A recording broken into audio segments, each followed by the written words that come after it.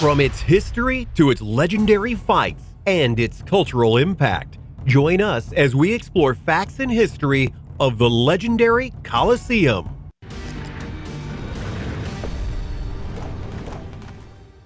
Number 9. A landmark of the world. The Kingdom of Rome was one of the most powerful and legendary empires of its time, or more accurately, both its time as a republic and a true emperor-led kingdom. But in the time after the fall of Nero, a new emperor rose in the form of Vespasian, and to help keep the people entertained and to prove that Rome was moving forward, he had over 100,000 slaves, via a war with the Jews, to construct the Coliseum of Vespasian. It was and is the largest amphitheater ever built.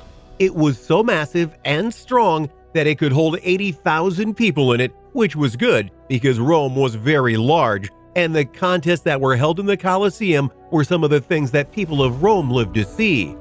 And for hundreds of years, this is what the Colosseum was known for, and if you haven't noticed, it's still around. That's because Rome had a way of making concrete that basically made it immortal. Yes, the Colosseum has been damaged in the past, but that honestly only affected the wooden parts, not the concrete for the most part. Anyway, because of its history, it's one of the most popular landmarks in the world to visit, and by that, I mean it's literally one of the most popular places in the world for tourists. Just in 2018, over 7.4 million people went and saw the Colosseum, making it the most popular tourist attraction in the world. And as long as it's up, people are going to visit, especially since it's a pop culture icon, as we'll detail a little bit later. 8. Chariot racing, gladiator fights. If I was to mention Rome to you, there are likely several things that would pop into your mind. The city itself, its history, some of its rulers, and of course, the Colosseum. The Coliseum of Vespasian was one of the major wonders of the ancient world, and it was home to many a gladiator fight. The gladiator fights were battles of will and steel and featured both proud warriors and slaves trying to earn their freedom. These battles have been dramatized heavily over the years via movies like Gladiator and Spartacus, as well as numerous TV series that pay reference to them. So you might think that the gladiator fights were the most popular thing in Rome when they were around, but they weren't. While the Colosseum, at its peak construction before being destroyed partially in a fire, could fit anywhere from 50,000 to 90,000 people, the Circus Maximus, which was the place they held chariot racing at, could hold 250,000 people. That's quite a bit more. Granted, there's obviously more violence and story in gladiator fights, which is why not too many movies have been made about chariot racing outside of Ben-Hur.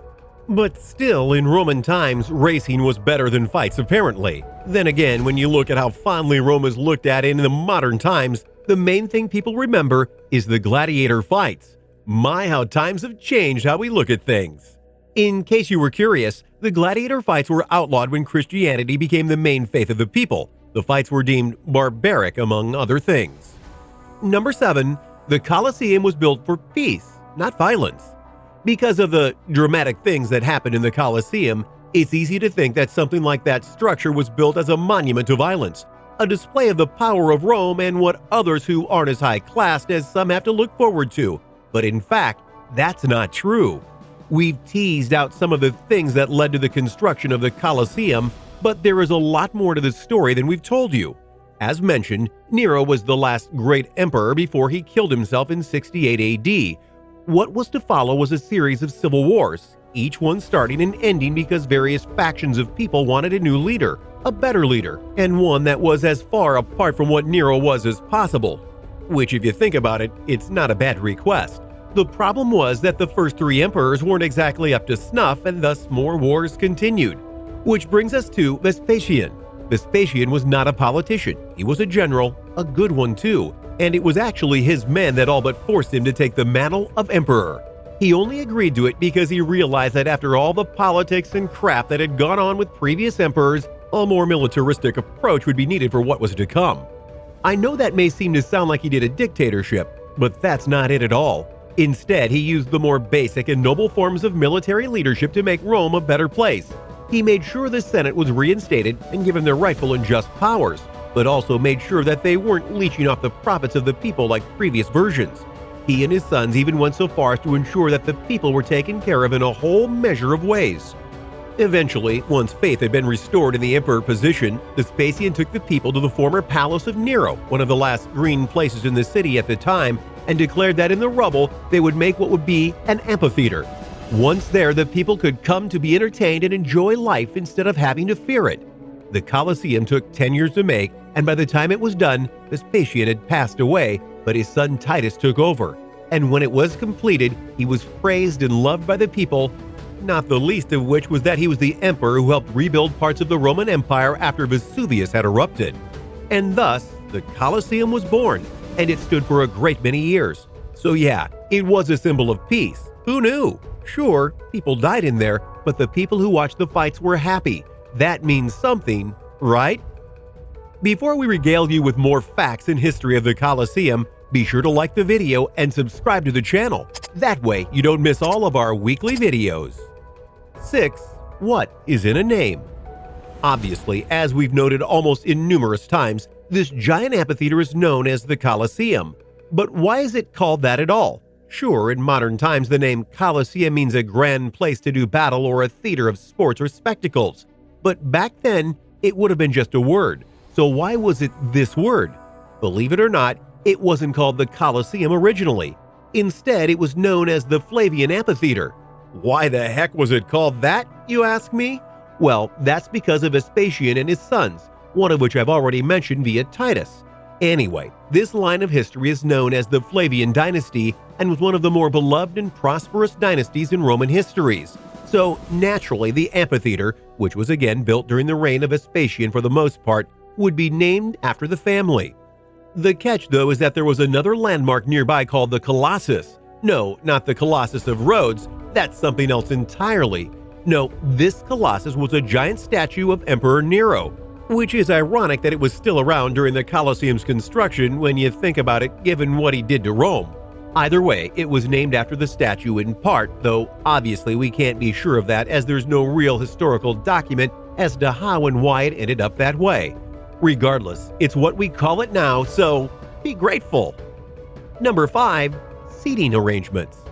Not unlike theaters or other massive venues of entertainment, the Colosseum needed to have a rather complex and yet elegant seating system to make sure that everyone could A. all get into the Colosseum to watch the fights, and B. make sure that they knew where they were allowed to sit in to help ensure traffic didn't overflow and such. At its peak, the Colosseum could hold about 80,000 people. This includes the areas that are now gone due to the fires, and so that's a lot of people and classes to sit down. So how exactly did they make it all work? Well, to start, the emperor had his own private box. Think of it like the skybox at basketball or football games, for him, his family, and his personal entourage to view everything in.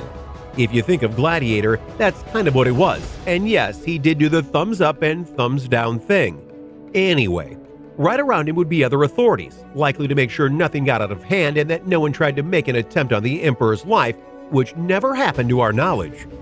After that, everyone else was arranged in sections and by classes. So naturally, senators and other officials were seated in more prominent seating, while lower-class members, non-citizens, and slaves usually had higher-up seating or would even be in wooden bleachers.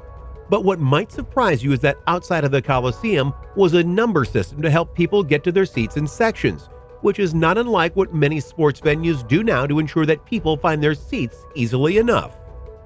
4. Underground. There have been many interpretations of how the layout of the Colosseum worked in regards to the fighters that were going to be put to battle, but the ones that are correct were ones that featured it all happening underground. The bottom of the Colosseum that you view from the seats was not concrete like the rest of the building, but rather was made up of a thick wood, one that would withstand the pounding of battle and more. But underneath the floor is where every gladiator would wait their turn for a fight. Then, when the time came, they would go and be raised up to the entrances via special elevators. If you recall the movie Gladiator, there was a point where a tiger popped out of the ground to attack Maximus. This really did happen, as there were up to 30 trapdoors on the battlefield, and they could be sprung at any time with various animals or people to ensure that the fight was kept entertaining and thus surprising. Nowadays, if you were to visit the Colosseum, you'd see that the wood floor has been torn up, and that's by design, as they want tourists and visitors to see just what was going on just out of view from the spectators. Number 3. Water bottles. When you think of the Colosseum as a whole, you no doubt picture all of the amazing gladiator battles that happened, or sometimes the man versus beast action that would happen. But because of the layout and size of the Colosseum, there was a third kind of battle that could happen here: water battles. Oh yes, they would flood the arena area and would have ships and combatants at the ready so that they could go and have naval battles. While somewhat rare to be honest, this was another way of ensuring that people would be entertained and not just have the same kind of gladiator battles over and over again. Eventually though, the naval battles were taken to another place. That way the underground and backstage area could be improved and not have to fear water damage. 2. Training. Gladiators were warriors, but not all of them were born that way. Many were slaves forced to fight, or criminals who had been caught and thrust into the Colosseum as a type of punishment. Not all who entered that place had proper training, but a great many did. In fact, there were multiple training academies for the gladiators that were in Rome. The biggest of these was the Ludus Magnus, a facility that you could actually see from the Colosseum and has been dug up in terms of archaeology to see just what it would offer those under its wings. The training that they did there was real and intense. They even had a mini arena to field test their warriors should the need arise. Furthermore, they had rooms that were little more than cells, and yet for some, being a gladiator was the highest honor one could get in their life, so they happily accepted the training. Oh, and if you're wondering why training would matter in a fight like this, think about it from the viewer's perspective. The Colosseum was a theater, a place of entertainment. Would you want to see two people fight that had never held a sword before? Or would you want to see a true battle of wills to see who would come out on top? That's what I thought. Number 1. Free-for-all. One of the reasons why the Colosseum was so popular wasn't just because of the fights. It was because the early emperors made sure that people knew they could come here, be entertained, and not pay a penny for it. That's right, much of the time the Colosseum Games weren't funded by the people. Rather, they were funded by the emperor himself. He would pay out of pocket to make the event happen, and at times would go and get food for everyone to eat so that they could dine as they watched the fights. This made the Colosseum the place to be in the minds of many, so even when attendants did have a fee, they didn't mind as much because they knew they were going to have a good time. Thanks for watching, everyone! What did you think of these facts and historical documentation on the Colosseum? Which of these facts or historical tidbits did you enjoy the most? Have you ever been to the Colosseum yourself? Let me know in the comments below. Be sure to subscribe, and I'll see you next time on the channel.